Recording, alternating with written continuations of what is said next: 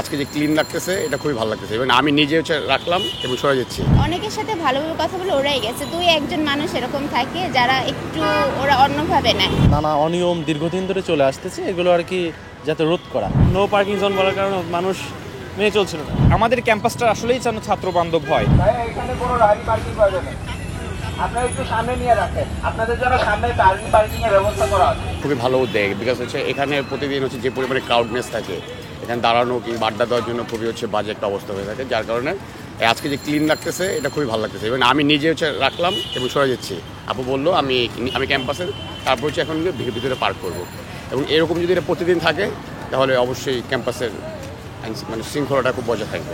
আমরা তো কারোর সাথে রুড বিহেভ করতেছি না, আমরা সবার সাথে হচ্ছে ভালোভাবে কথা বলে ট্রাই করতেছি। তো আমার যার সাথে কথা বলছি অনেকের সাথে ভালোভাবে কথা বলে ওরাই গেছে, দুই একজন মানুষ এরকম থাকে যারা একটু ওরা অন্যভাবে নেয়।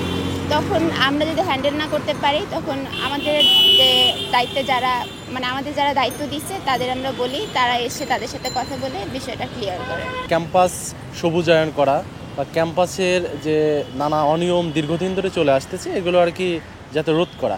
তার মধ্যে আমাদের যে মোশনগুলো আছে, প্রথমত যে নন পার্কিং জোনগুলো আছে, নন পার্কিং জোনগুলোতে গাড়ি যাতে পার্কিং করে যে যানজট, কৃত্রিম যানজট এগুলো যারা সৃষ্টি না করতে পারে কেউ, এটার বিষয়। দ্বিতীয়ত হলো যত্রতত্র ময়লা ফেলার বিষয়ে আমাদের একটু জনসচেতনতার জন্য যারা এগুলো করে তাদেরকে একটু সচেতন করা। দ্বিতীয় কথা, আমাদের যে প্রশাসনের প্রক্টোরিয়াল টিম আছে, সিটি কর্পোরেশন লোক আছে, তাদের দিয়ে একটু পরিষ্কার করে নেওয়া। সবার দোকানের সামনে 10টা করে মিনিমাম ঝুড়ি থাকে, অবশ্যই সেটা ভালো মানের ঝুড়ি হতে হবে যেন সকলে সেই জায়গায় ভালোভাবে ময়লা ফেলতে পারে। পরিবেশ দূষণ থেকে শুরু করে তারপরে যানজটের সমস্যা, যেখানে ক্যাম্পাসে একটা পড়াশোনার একটা পরিবেশ থাকা দরকার, সেখানে এখানে যানজট বা আপনার শব্দ দূষণ যেটা হয় এরকম এই গাড়িগুলোর কারণে, এগুলো থেকে মুক্তির জন্য একটা পদ্ধতি। এখানে অনেক দিন যাবৎ আপনার পার্কিং জোন তখন বলার কারণেও, নো পার্কিং জোন বলার কারণেও মানুষ মেনে চলছিল না। তো দেখা গেছে এখন আমাদের স্টুডেন্ট থেকে এরকম আমরা এটা উদ্যোগ নেওয়ার চেষ্টা করেছি। তো এই উদ্যোগ থেকেই এখন আমরা শিক্ষার্থী বান্ধব, আশা করি এই উদ্যোগগুলোর শিক্ষার্থী বান্ধব হবে এবং পাশাপাশি জনসাধারণ বান্ধব হবে।